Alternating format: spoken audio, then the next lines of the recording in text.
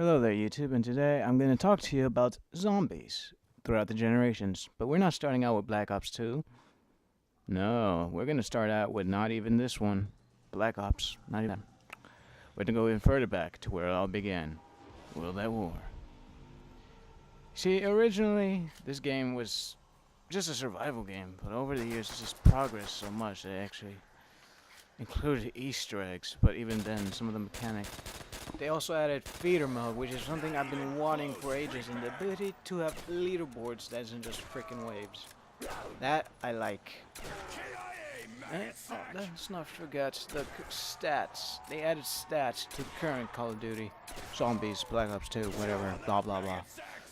But, regretfully, they're kind of stupid in terms that you could only view your own. What the fuck is the point of adding that if you can't look at other people's stats, you fucking retards.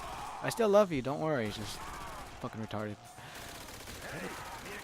They also added difficulties. Regretfully, there's only, it goes down, which is boring, depending on what you're doing. But, nonetheless, still fun. I guess good for people when they're stressing, and great for helping me with cinematics. Because some slow zombies are better than fast zombies, it's great.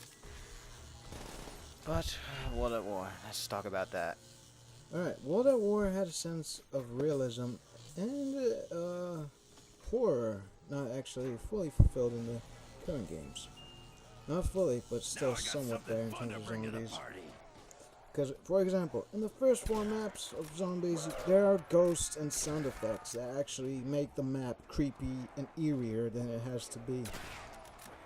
Only slightly does it return in Black Ops with the music that is constantly playing throughout the maps, but it's so subtle that it isn't fully scary. World at War had a sense of realism. You could kill a zombie and then shoot off its head. That's pretty realistic to me. You could burn a zombie and it turns dark from being crispy. That's realistic to me. You could shoot a zombie with a pistol in the head. It doesn't disappear. Its brains come out. That I can imagine in real life. Dogs had variety. Look, this one looks nice. Like, just it looks fucked up, but it's still nice. This one looks like it came out of a hellhole. This one's nice. Hellhole, nice, nice. Look, look. Like, his spine isn't sticking out. He looks like he has a fucked up squirrel in his mouth, and this one just looks fucked up as fuck. That I liked. There's no variety in the dogs in the current games, Black Ops and Black Ops 2. Even the Nazis in Black Ops, they don't have as much variety as they do in World at War. They had 2 models for the bodies. In World at War, they have, I believe, 4 models. That's 2 more than 2, isn't it? Back to realism. Do you know that in Verrückt you can get 2 BARs, and they would share the ammo, so it would effectively double your ammo for 1 gun. You can't do that in the current games. You could have 2 CZs, 2 5.7s. They're not sharing bullets. In World at War, guns with similar bullet types actually share bullets. World at War has so much more gore. It's actually been going down throughout the ages, which is why I love coming back to World at War. Sees all the gore that comes out of the heads, the limbs, all the splatter. Oh, it's just delicious. You can just swallow it all and just love it. It's so bloody. And anyways, but do you know why people actually come back to World at War? Oh, I guess it's not that hard. Oh, if you guessed because of the mods, oh, that's actually partial. It's actually the custom maps. People keep coming back to World at War because you could actually mod it. Modability is something that should be in the current COD. It gives you a reason to come back because people get creative. People do what they want with it. They make something that's already cool and artistic and beautiful. And then they make their own art and beauty. It's amazing to see what people do. World at War will always be a great game to look back on, and hopefully people still come back to it. Because this game is a beautiful game when it's not actually filled with modders. Call of Duty World at War had very subtle Easter eggs, which was really nice. They didn't break your freaking skull trying to figure out freaking tablets. Tablets. Teamwork. Yay. No. And then the zombies and Verrückt and the characters. They've introduced characters. Actually, I may be wrong, but I think Zombies was the first to actually have Call of Duty characters speak.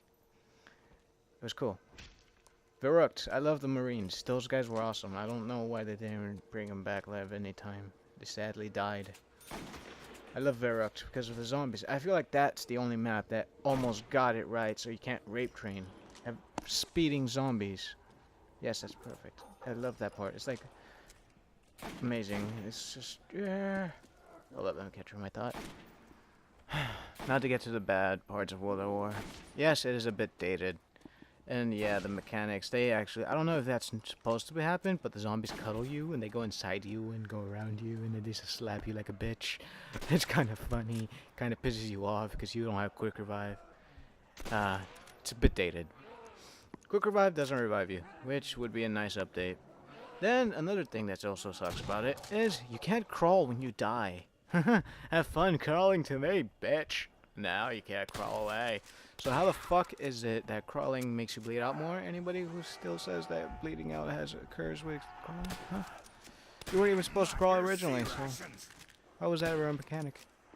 Anyways, and oh yeah, that's actually it's hard to see the zombies' eyes in this game. The glow slowly goes down throughout the DLC. Like the higher you get, the less glow you see.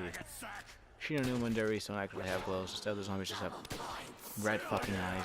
Verrucht and Notch, yeah, they glow. But it's a little bit. And the graphics are a bit dated, but who cares? The game's beautiful. World at War. Each map would bring us a new kind of content. Kinda. Verrucht brought us perks. Shinonuma brought us new characters that we will, community will fall in love with. Darius brought us Pack-a-Punch and Teleporters. And then Kino, well, that's gonna be the next map in the next game. Hope you enjoyed this episode, and feel free to like and subscribe. Until then, just keep waiting for Kino and Black Ops and the rest.